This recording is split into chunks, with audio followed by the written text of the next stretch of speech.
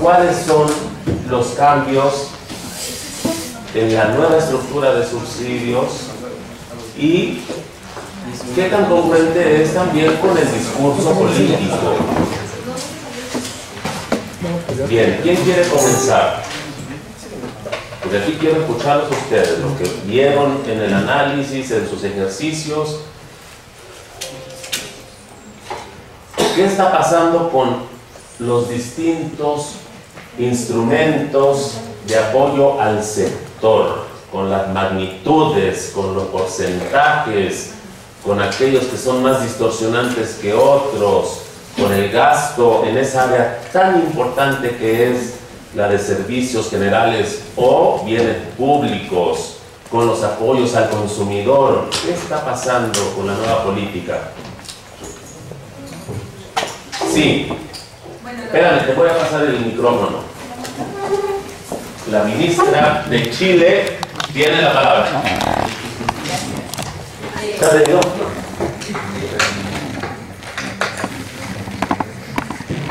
Buenas. ¿Verdad? Quizá no se ve, ¿verdad?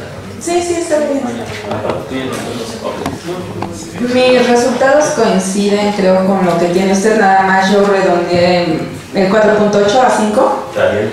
Pero sí encontramos que los apoyos al productor están disminuyendo y los apoyos de servicios generales. Entonces creo que con eso pues no se cumplen los objetivos de política que tiene como eje la cuarta T.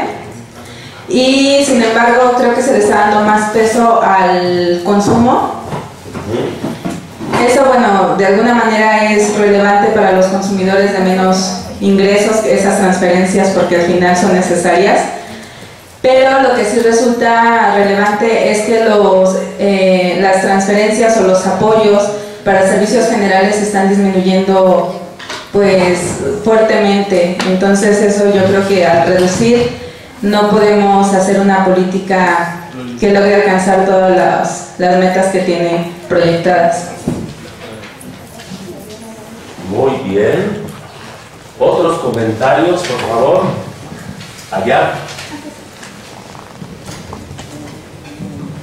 Sí, no, yo solamente tenía uno más que presente, que es el de cómo hay disminución en cuanto a transferencia de productor, bueno, en conocimiento agrícola y sistemas de innovación. ¿Por qué se da ese tipo de fenómeno en México cuando pues buscamos ser un campo más capacitado, más tecnificado y pues de esta forma pues tener mayores rendimientos aparte de ser una producción más sostenible?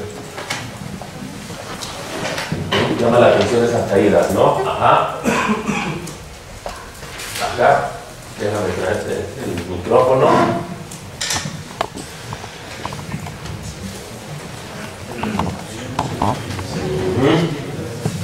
Bueno, otro aspecto interesante es que en el componente de apoyo a precio de mercado aparentemente no hay cambios en términos absolutos, los niveles se mantienen.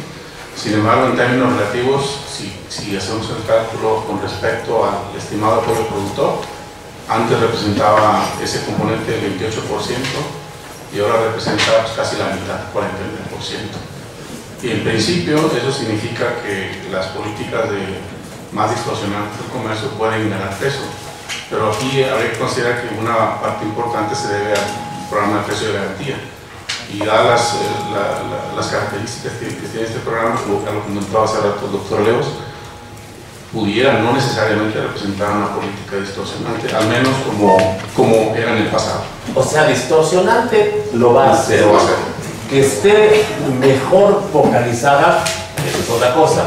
Pero es un punto muy interesante, porque se acuerdan cuando mostrábamos el discurso oficial que decían por qué no han funcionado las políticas anteriormente, tanto gasto, y decía, pues porque se están yendo a bienes privados, pero pues aquí vemos también mucho en bienes privados y poquísimo en bienes públicos.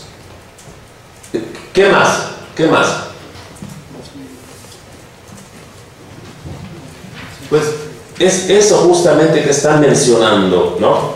Primero, lo que decían, si vemos el monto absoluto de apoyos para el productor, lo primero que nos llama la atención, una caída, ¿no? Una caída.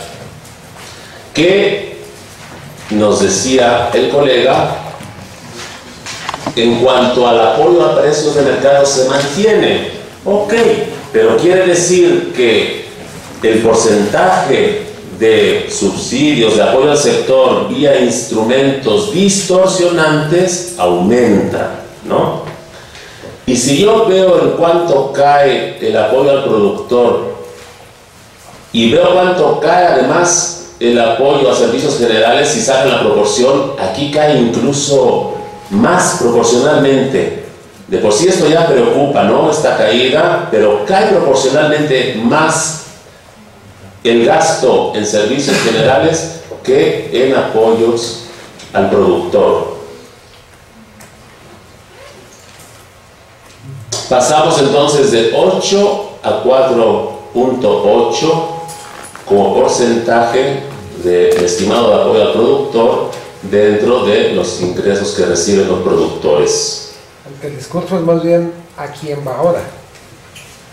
Sí, O sea, sí, es un tema exactamente que ahora quizá va a estar mejor dirigido, bueno, que es algo que también que tendríamos que ver, ¿no?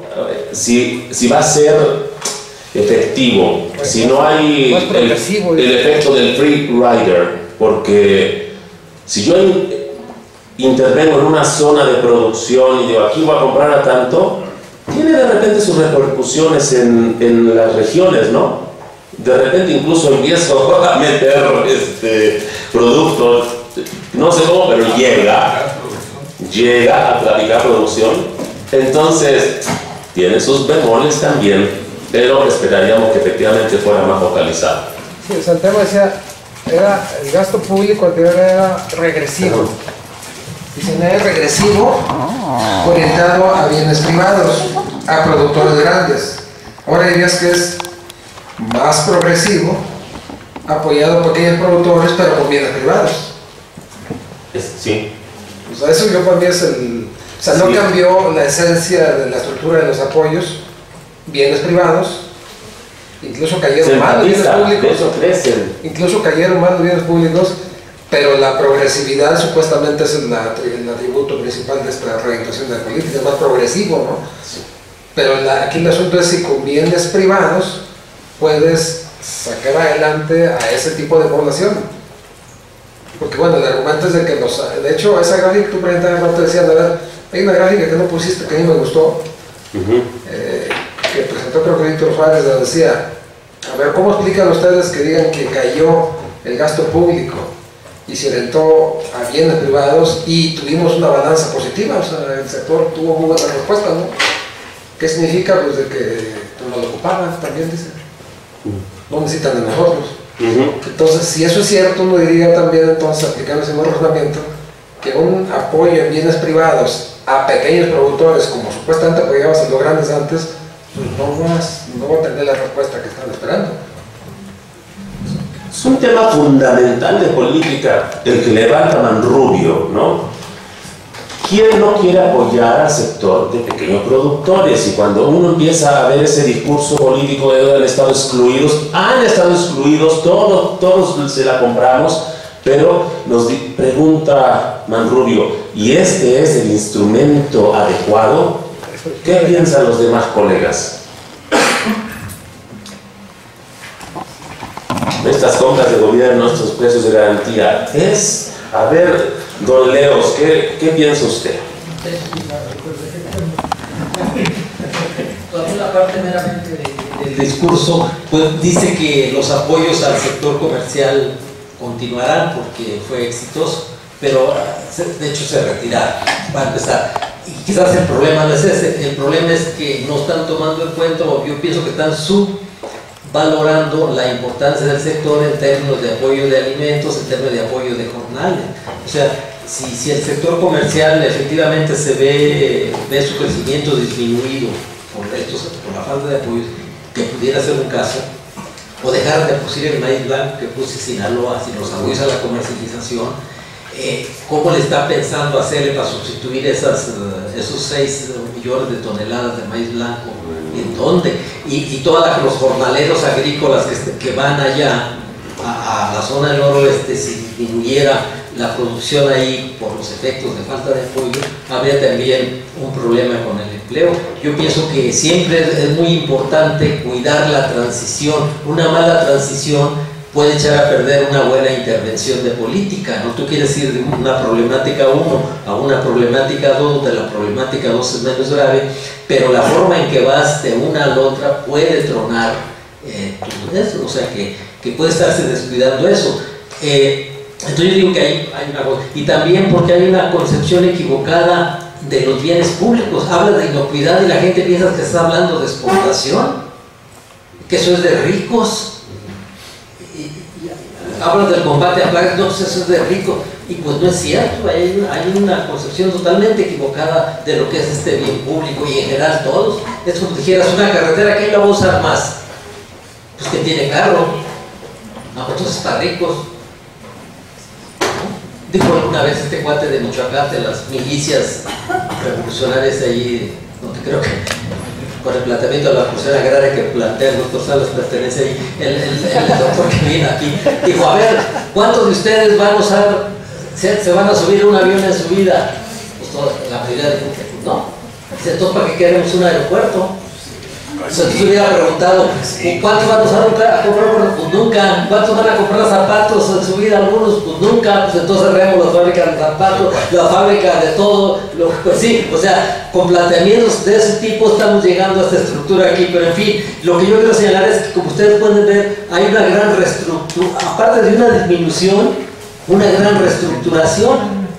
Y si tú reestructuras, cambias las asignaciones aún con el mismo dinero, pero en este caso con menos, pues obviamente que hay grandes perdedores, digamos, entre comillas, y grandes ganadores, y eso es riesgoso.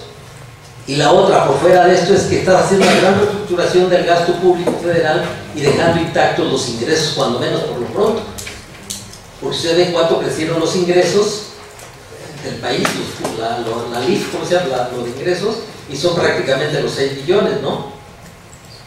Y acá, y eso es lo que puedes gastar, porque no quieres endeudarte mucho. Pero adentro una gran reestructuración y una gran, ¿cómo diríamos? Hay una gran ambición por metas justas, digamos, que pueden ser legítimas, pero no están moviendo los ingresos. Entonces te da la impresión de que no quieren molestar por los impuestos, quieren la tranquilidad, y entonces ¿cómo usas el poco dinero que tienen? Pues regalando, asegurándote una base política posiblemente de votos. Posiblemente dije. Bueno.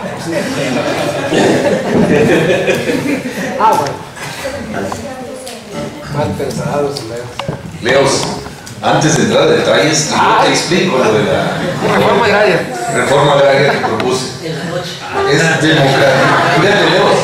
Es democratización de acceso a los recursos productivos. Ese es un concepto vigente totalmente político. Pero yo creo que el problema de esto que estamos analizando es los errores conceptuales, ¿sí? que están planteados desde el diseño de la política, desde el origen de la política. Fíjate bien, autosuficiencia. Autosuficiencia, ¿en qué país del mundo hablan de autosuficiencia? Eso no es ni soberanía alimentaria ni seguridad alimentaria. ¿Sí? Autosuficiencia, díganme un solo país que esté buscando la autosuficiencia en todos esos que dijeron, cerdo, por ejemplo. O sea, autosuficiencia, bueno, a lo mejor si dejamos de exportar somos autosuficientes. En cerdo, por ejemplo. ¿Sí me explico? ¿Sí? Que no, sí, más o menos, sí. Importamos, pero lo que exportamos es casi es el equivalente. Entonces, otro error conceptual así sustancial, que es el eje del diseño de la política, es confundir el mercado de maíz amarillo con el mercado de maíz blanco. Es un error tremendo. A ver, de 35 millones de toneladas de maíz que se consumen en México, ¿sí? 14 millones de toneladas o 17 millones de toneladas, ¿sí? Es para consumo humano de maíz blanco, ¿sí? Estamos produciendo 25 millones de toneladas de maíz blanco, ¿sí? ¿sí? Nos sobra maíz blanco en México. Entonces queremos ser autosuficientes en maíz amarillo. Es un absurdo total, es un error total, es un problema de conceptual de la política. Deberíamos proponer autosuficiencia, a lo mejor en maíz blanco, pero no en el consumo total de maíz, que son 18 millones de toneladas o 20 o 22 millones de toneladas de maíz amarillo, y eso es para producir cerdo que exportamos. Entonces hay errores fundamentales, ¿sí? Conceptos fundamentales de los 70s. Autosuficiencia, ahorita ningún análisis de política, ningún diseño de política contemporáneo se habla de autosuficiencia. Y menos de soberanía. Es un concepto totalmente diferente de autosuficiencia. No, pero es un concepto totalmente de autosuficiencia. Y además, déjeme decir otra cosa, doctor Manrubio, por favor. ¿Sí? Permítame señalar otra cosa. ¿Sí? La seguridad alimentaria hoy, ¿sí?, no se mide por niveles de autosuficiencia. Se mide, ¿por qué? Por niveles de reservas internacionales de divisas. ¿Sí me explico?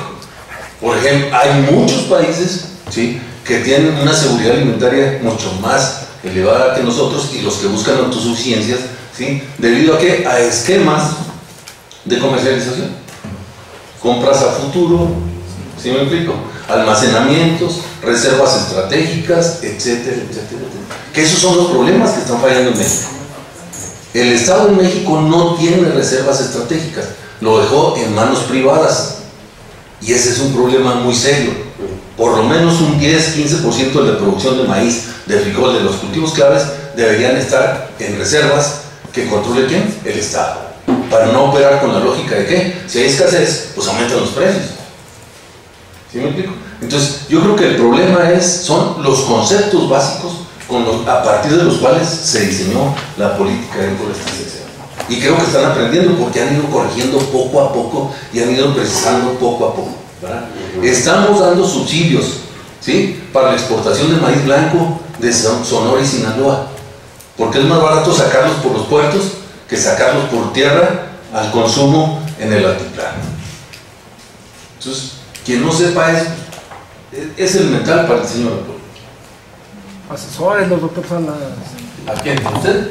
No, en la 4T. Sí, por favor. Un problema de conceptos y de repente quizá de conocimiento que hablaba Miriam, ¿no?, de diagnósticos. Y van aprendiendo, y están aprendiendo. Están aprendiendo los muchachos. Claro. ¿Qué más? Porque estos son todos temas relevantes y se nos está acabando el tiempo del curso, desgraciadamente. Y ya no estamos.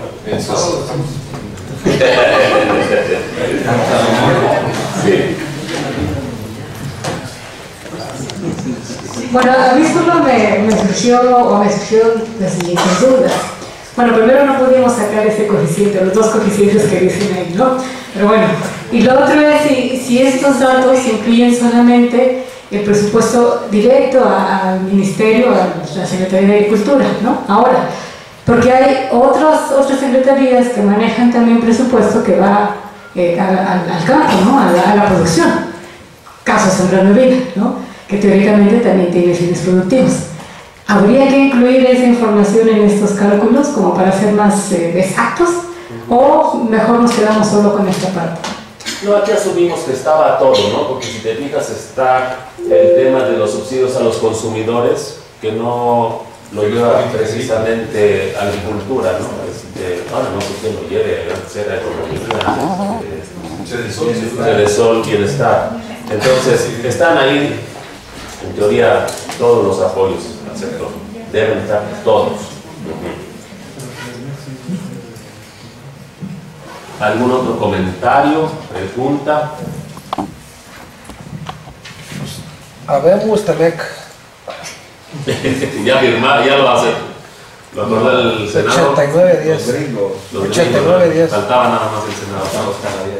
Ok. Hoy se aprobó, hace ratito se aprobó. Muy bien, pues. Un comentario de lo que están los saben más lo del maíz.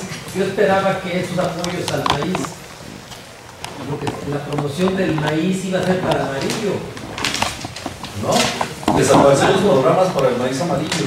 ¿Mande? Desaparecieron los programas de apoyo al maíz amarillo. Digo, si quieres ser esto de la política, pero me imagino que el concepto de política aquí, o lo que lo decía otra vez, es que creen que tú solo puedes comer maíz, frijol, carne, o sea que puedes comer los alimentos de manera directa. Esa es una definición de digamos, de soberanía o de suficiencia, que comete también en muchos casos ese error. O sea, para que yo coma, ¿qué tengo que hacer? Pues sembrar maíz, frijol y poder tener esto. Pero hay otra visión, por ejemplo, que dice, ¿de qué depende la soberanía de un país? Pues de cuánta lana tienen, lo que es el doctor Sala, de cuánto dinero tienen mis consumidores en su bolsa. No cuánto maíz siembran, ni cuántas vacas pagan, ni cuánto frijol siembran. Pueden estar dedicados a hacer carros, y un carro no se come. Así es. Y bueno, a ver, colegas, no han también compartido sus puntos de vista respecto a dos puntos importantes que mencionó el doctor Leos en su participación anterior, que era el tema de la gradualidad, ¿no? Y el tema de los posibles impactos negativos de estos cambios de política. Porque, como decía, van a haber cambios en todos sentidos y no necesariamente los grandes productores van a seguir produciendo todo el maíz, todo el trigo, no sé. Siempre hay impactos que quizás no se están tomando en cuenta en estas nuevas definiciones de política. ¿No? ¿Algún comentario sobre gradualidad, posibles impactos no deseados, no previstos? Sabemos que a lo mejor en el cortito plazo sí vamos a obtener mejores resultados en el sector de pequeños productores, pero ¿y el resto? ¿No? Ministro Sala, también le vamos a dar el rango de ministro por su anterior. Y también la política se está focalizando en la actividad primaria, ¿sí? Todo lo que es acopio, almacenamiento, comercialización, se eliminaron todos los apoyos.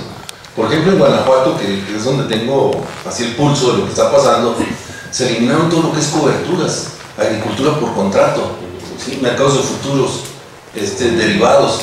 Todo eso se eliminó y era un instrumento clave y no era para beneficio de los comercializadores, era una gran parte del beneficio se iba para aquí, para los productores, porque les permitían que garantizarles precios más elevados. Y quizá por precios mucho más elevados, con un costo mínimo, muy bajo. 8 centavos de dólar, ¿sí? 80 centavos de dólar por 127 toneladas, en el caso del maíz, ¿sí? Y con esas coberturas sacábamos el mercado del maíz de Guanajuato, le quitamos la relación, ¿con qué? Con el mercado de Sonora y de Sinaloa, que eran excedentarios y desplomaban el precio en el ciclo de primavera-verano en Guanajuato. ¿Sí me explico? Entonces rompimos la relación con esas coberturas y se lograban precios muy elevados, muy convenientes para la agricultura de la altiplano. Y ahorita vamos a ver qué consecuencias vamos a tener con la eliminación de ese tipo de instrumentos. Manrubio y después Leos. Y aunque hay estudios, yo creo que están esos apoyos a la comercialización, sobre todo el tema de coberturas, sí se están considerando, pero ahora van a ser financiables, van a ser parte del financiamiento que se le va al productor. Porque si hay estudios donde están muy claro que se operaron de manera muy ineficiente, pero eso acerca, lo borraron del mapa en buena medida también. Se empezaron a liberar el tema de las coberturas, todo eso cuando ya las ocupabas, tomabas posiciones cuando ya estaba en el mercado, el precio había caído, ¿no? Entonces, yo creo que también hay que señalar ahí la mala operación de ese programa, pero no, yo lo que al menos lo que he escuchado hasta ahorita es que se eliminaron de estar subsidiando el tema de las coberturas, eso sí es cierto, pero se van a meter en el esquema de financiero, pues va a ser como van a ser parte de un costo de producción, la contratación de la cobertura para gestión de riesgos de mercado, ¿no? Pero ya contratarlas de manera oportuna para que sean útiles. Antes muchas veces eran inútiles porque las contratábamos fuera de tiempo. ¿Sí? Entonces yo eso es lo que he visto, entonces no sé si va a ser mejor financiarlas o que sean parte de los costos de producción del productor que con el esquema anterior que se tenía. Ok. Leos. Desde aquí. Pero porque te escuchan bien. Llévalo. Y también otra cosa importante en esto, por ejemplo, las coberturas, independientemente de que, otra vez digo, por lo que dice el doctor Monrubio es correcto, porque finalmente operamos en concreto, pero una cosa es, insisto con mi palabra, lo sustancial, y otra cosa es ya, si te llega el fertilizante de nitrógeno es bueno. Dice, no, pero no es bueno porque me lo dan cuando ya planté. Bueno, pero eso no tiene nada que ver con el nitrógeno. El nitrógeno sigue siendo bueno, lo aplican mal, es otra cosa. Pero bueno, pero avance como tendencia en el mundo también, sobre todo si ustedes ven las FARC también, ha evolucionado mucho de apoyos a la cobertura de riesgos, que tiene muchas ventajas en todo lo que habla de distorsión, del gasto, de la sostenibilidad fiscal. Entonces, las últimas dos farmas son muy notorias en esas diferencias de irse a apoyos mejor a la cobertura, a riesgos, a incertidumbre que los otros tipos de apoyos. Sí, sí, sí, que eso también refuerza el punto que hacía Chema hace rato, ¿no? ¿Por qué no vemos las tendencias mundiales? Digo, por algo están haciendo los países lo que están haciendo. ¿Qué país está fijando como objetivo la autosuficiencia alimentaria? Yo como Chema no conozco ningún otro más que México. Y si los países desarrollados también le están apostando a este tipo de instrumentos de política, pues al menos revisemos, ¿no? ¿Habrá alguna razón? Aprendamos de la experiencia ajena. ¿Para qué nos volvemos a tropezar una y otra vez como ya lo hemos hecho tantas veces en el pasado, con costos altísimos, decíamos, muchos impactos de estos cambios? Ahorita a lo mejor ni siquiera nos los estamos imaginando. Entonces, aprendamos de la experiencia ajena.